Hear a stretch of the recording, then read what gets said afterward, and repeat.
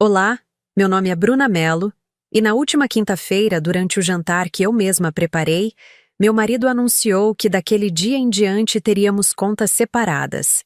Ele disse isso enquanto eu servia o segundo prato, com aquele sorriso de quem acabou de resolver um problema que só existia na cabeça dele. O que Ricardo não sabia é que enquanto ele falava, eu mentalmente calculava quanto valia minha participação acionária na startup que ajudei a fundar 3 anos atrás. Spoiler: dava para comprar a casa onde estávamos 5 vezes. Existem humilhações que não doem na hora. Elas entram devagar, como água fria escorrendo pela espinha, paralisando cada vértebra até você perceber que não consegue mais se mover. Sabe aquela sensação de ser completamente invisível dentro da sua própria vida? De fazer tudo certo e ainda assim ser tratada como se fosse um peso, uma despesa, um luxo que alguém se dá ao bancar? Mas antes de continuarmos, confira se você já está inscrito no canal e escreva nos comentários de onde você está assistindo este vídeo. Antes de contar como minha sogra quase desmaiou quando descobriu a verdade 3 dias depois, preciso que você entenda uma coisa. Eu não escondi meu dinheiro por maldade. Escondi por sobrevivência. Porque aprendi desde cedo que quando as pessoas sabem que você tem recursos, elas mudam. Elas passam a te enxergar como solução para os problemas delas, não como pessoa. Tudo começou 6 meses atrás, quando finalmente consegui vender minha participação na empresa de tecnologia que fundei com 2 sócios. Eram apenas 15%, mas 15% de uma empresa avaliada em 80 milhões de reais ainda é muito dinheiro. Dinheiro suficiente para mudar completamente o rumo de uma vida. O cheque caiu na minha conta numa terça-feira de manhã. Lembro de olhar para aqueles zeros no aplicativo do banco e sentir, ao mesmo tempo, euforia e medo. Não contei para Ricardo. Sei que parece errado, que parece coisa de quem não confia no parceiro. Mas a verdade é que nossa relação já vinha manca há tempos. Ele sempre teve essa necessidade de ser o provedor, o chefe da família. Mesmo eu ganhando quase tanto quanto ele como gerente de projetos em uma multinacional. Meu trabalho nunca foi levado a sério por ele. Quando eu passava madrugadas estudando código e montando apresentações para investidores, Ricardo dizia que eu estava brincando de empreendedora. Quando a startup começou a crescer, ele comentava com os amigos que era hobby da Bruna. Nunca foi hobby. Era suor, noites sem dormir, risco financeiro real. Coloquei 50 mil reais das minhas economias naquele projeto. Dinheiro que juntei sozinha, centavo por centavo. Por isso, quando o dinheiro da venda entrou, algo dentro de mim disse: guarda isso. Não por vingança, mas por instinto de preservação. Abri uma conta em outro banco, transferi tudo e segui minha vida normal. Continuei trabalhando, pagando minhas contas, dividindo as despesas da casa. A única diferença é que agora eu tinha uma rede de segurança que ninguém sabia que existia. Ricardo trabalhava como gerente comercial em uma concessionária de carros importados. Ganhava bem, usava relógio caro, dirigia um carro de 200 mil reais. Para fora, éramos o casal de sucesso. Morávamos num apartamento de 120 metros quadrados no Itaim Bibi, bairro nobre de São Paulo. Saíamos para jantar em restaurantes badalados. Nas redes sociais, tudo parecia perfeito. Mas dentro de casa, a história era outra. Eu pagava metade de tudo. Condomínio, mercado, conta de luz, internet. A diarista que vinha 3 vezes por semana. Mesmo assim, toda vez que eu comprava algo para mim, uma roupa, um sapato, um curso online, Ricardo fazia cara feia. Dizia que eu gastava demais, que precisava controlar meus impulsos. Enquanto isso, ele trocava de celular todo ano e comprava tênis de 2 mil reais sem pestanejar. O pior não era nem isso. O pior era a família dele. Dona Marta, minha sogra, e seu marido Osvaldo vinham almoçar em casa todo domingo, sem exceção. E adivinha quem cozinhava? Quem limpava a casa antes? Quem passava o sábado inteiro preparando tudo? Dona Marta tinha o dom de transformar qualquer elogio em crítica. Ah, o arroz ficou bom, mas está um pouquinho seco, né, filha? Ou, você trabalha tanto, coitada, por isso não tem tempo de aprender a fazer um assado como o que eu faço. Ricardo nunca me defendia, Ficava ali, comendo, concordando com a mãe, às vezes até rindo. Como se fosse engraçado ver sua esposa sendo diminuída na própria casa. Porque sim, a casa era minha também.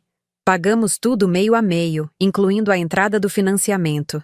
Mas na cabeça dele, e principalmente na cabeça da família dele, aquela casa era a conquista do Ricardo. Bruna era só a esposa que morava ali. Lembro de um domingo específico, uns 4 meses atrás. Tinha preparado uma picanha na churrasqueira, acompanhamentos, sobremesa. Passei o dia inteiro na cozinha. Na hora do almoço, Osvaldo comentou: "Esse apartamento está muito bom, hein, Ricardo? Você está indo bem na vida, meu filho. Conseguiu dar uma boa casa para sua esposa." Esperei que Ricardo corrigisse, que dissesse que a casa era nossa, que eu contribuía tanto quanto ele. Mas tudo que ele fez foi sorrir, inflar o peito e responder: "É pai, estou me esforçando bastante." Naquele momento, algo dentro de mim rachou. Não quebrou completamente, mas rachou. E quando algo racha, é questão de tempo até desmoronar. Foi nessa época que minha sócia, Marina, me ligou com a notícia. Tínhamos uma proposta de compra. Uma empresa grande, do setor financeiro, queria adquirir nossa startup. O valor era bom, muito bom. Reunimos com advogados, contadores, passamos semanas negociando. Ricardo achava que eu estava ocupada com reuniões do trabalho. Tecnicamente, não era mentira. Quando o contrato foi assinado e o dinheiro transferido, sentei sozinha no meu carro no estacionamento do escritório e chorei. Não de alegria, de alívio. Porque pela primeira vez na vida, eu tinha a certeza absoluta de que não dependia de ninguém. Podia sair, recomeçar, existir sem precisar da aprovação ou do dinheiro de outra pessoa. Mas não saí. Ainda não. Porque uma parte de mim queria acreditar que as coisas podiam melhorar, que Ricardo ia mudar, que nossa relação tinha conserto. Que ilusão! Os meses seguintes foram tensos. Ele andava estranho, distante, reclamava mais. Dizia que eu estava diferente, que trabalhava demais, que não dava atenção para ele. Um dia, voltando do trabalho, ele parou o carro na frente de casa e não desligou o motor. "Bruna, precisamos conversar sobre dinheiro", disse olhando para frente, não para mim. Meu estômago gelou. Será que ele descobriu? Será que alguém comentou alguma coisa?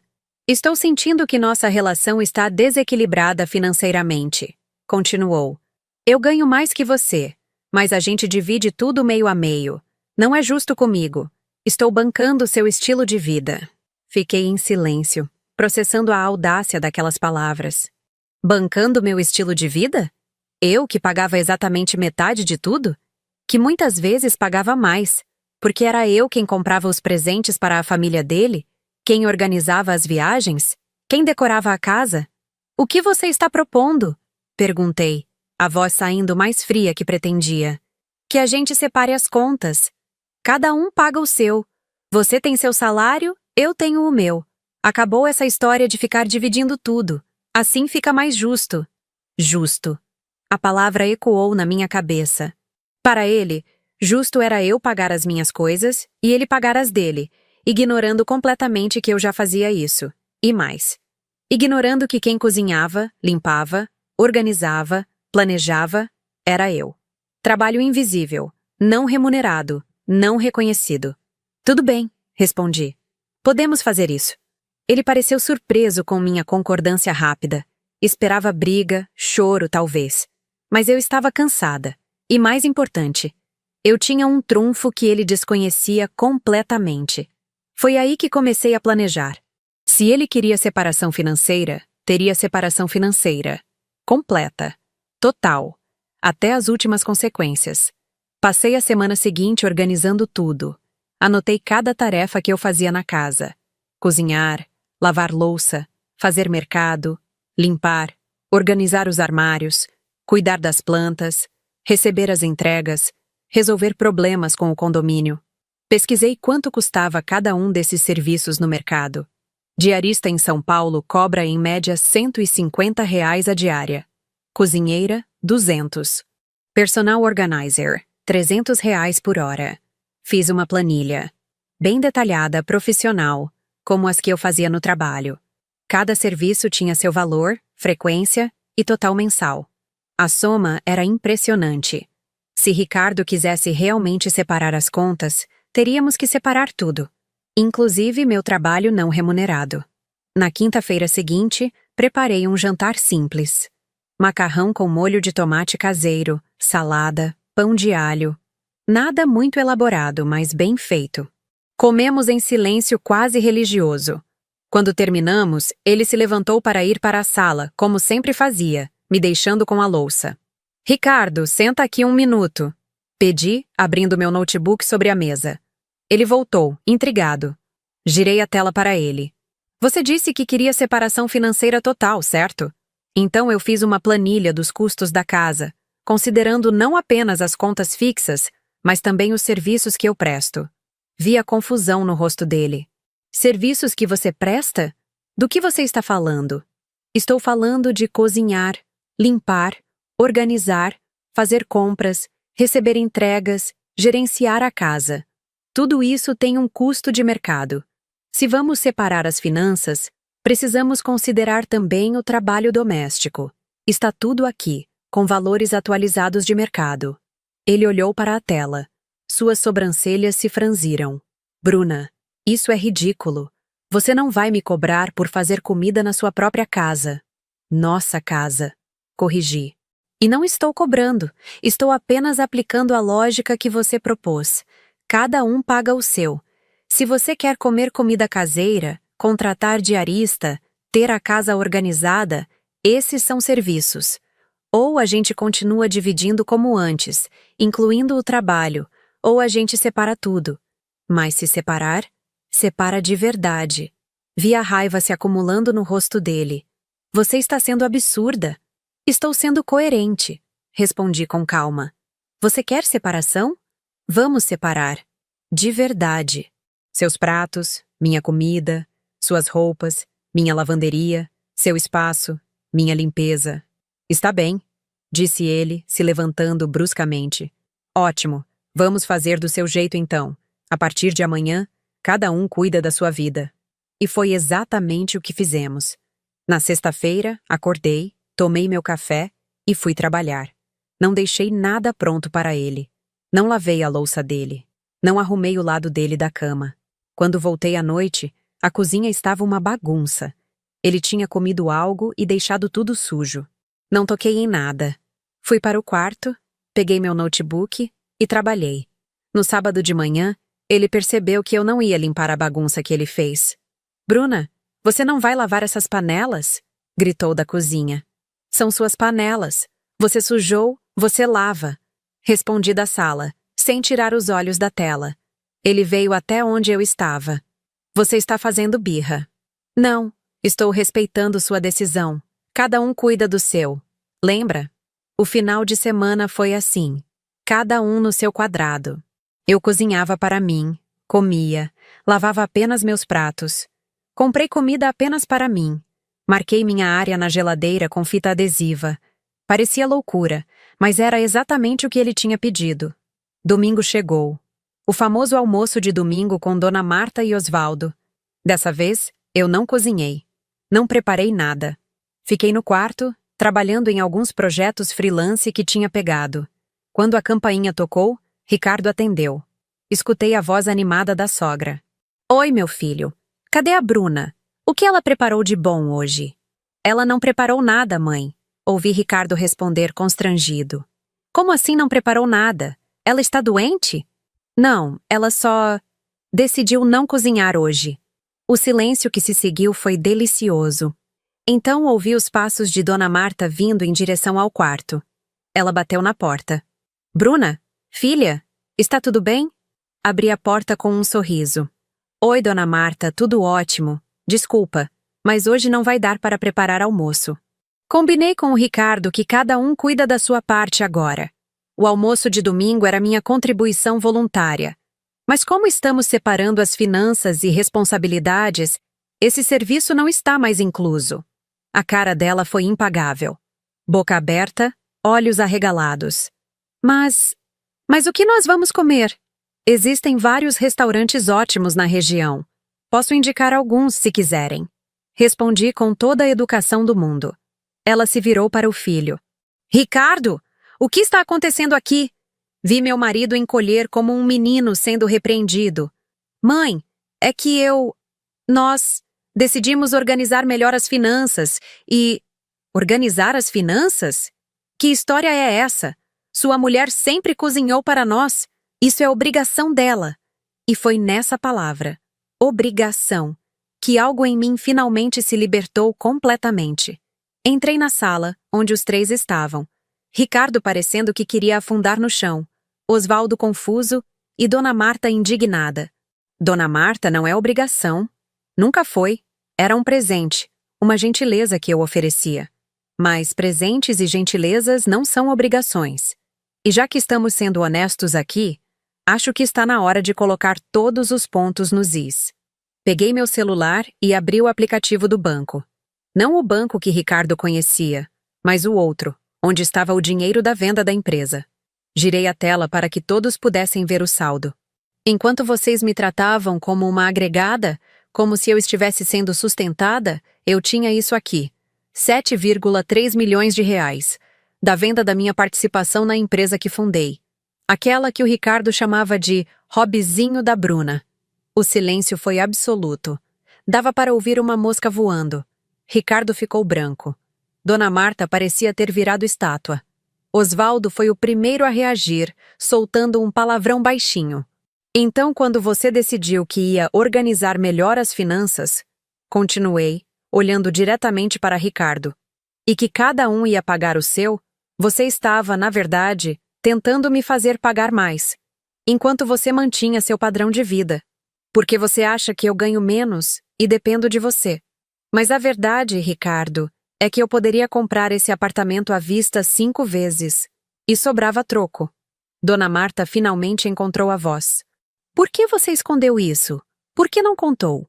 Porque toda vez que eu conquistava algo, era diminuído. Meu trabalho era hobby. Meu esforço era sorte. Minhas conquistas eram porque o Ricardo me dava condições. Eu aprendi a me proteger. E fiz muito bem. Nos dias seguintes, tudo desmoronou rapidamente. Ricardo tentou voltar atrás, disse que tinha sido estúpido, que não era isso que ele queria. Mas era tarde. Eu tinha visto quem ele realmente era, como ele me enxergava. E não dá para desfazer isso. Conversei com minha advogada. Iniciamos o processo de divórcio. Como o apartamento foi comprado durante o casamento, ele tem direito à metade do valor, sem problemas. Vou comprar outro, melhor, maior, só meu. Com o dinheiro que eu ganhei, com o trabalho que eu fiz, com a empresa que eu construí enquanto era tratada como se não fosse capaz de nada. Dona Marta tentou me ligar várias vezes. Não atendi. Osvaldo mandou mensagem pedindo desculpas. Agradeci, mas deixei claro que o relacionamento deles é com o filho, não mais comigo. Hoje, 2 meses depois daquela quinta-feira fatídica, estou morando em um flat enquanto procuro meu apartamento novo. Trabalho em projetos que me interessam, invisto meu dinheiro, viajo quando quero. Saio para jantar e não preciso justificar o preço do restaurante para ninguém. Ricardo ainda não entendeu o que perdeu. Não o dinheiro, mas a parceira que eu era. Alguém que trabalhava duro, que contribuía, que se importava. Ele confundiu silêncio com submissão, discrição com dependência. E pagou o preço. A lição que aprendi? Nunca, jamais, deixe que alguém defina seu valor. Não importa quanto dinheiro você tenha ou deixe de ter. Seu trabalho importa. Seu esforço importa. Você importa. E se alguém não consegue ver isso, o problema não é seu. É de quem está olhando. Se você já passou por algo parecido, já se sentiu invisível na sua própria vida, deixa aqui nos comentários. E se essa história te tocou de alguma forma, se inscreve no canal e ativa o sininho. Porque histórias de mulheres que pararam de aceitar migalhas e começaram a se servir do banquete que elas mesmas prepararam merecem ser contadas e ouvidas.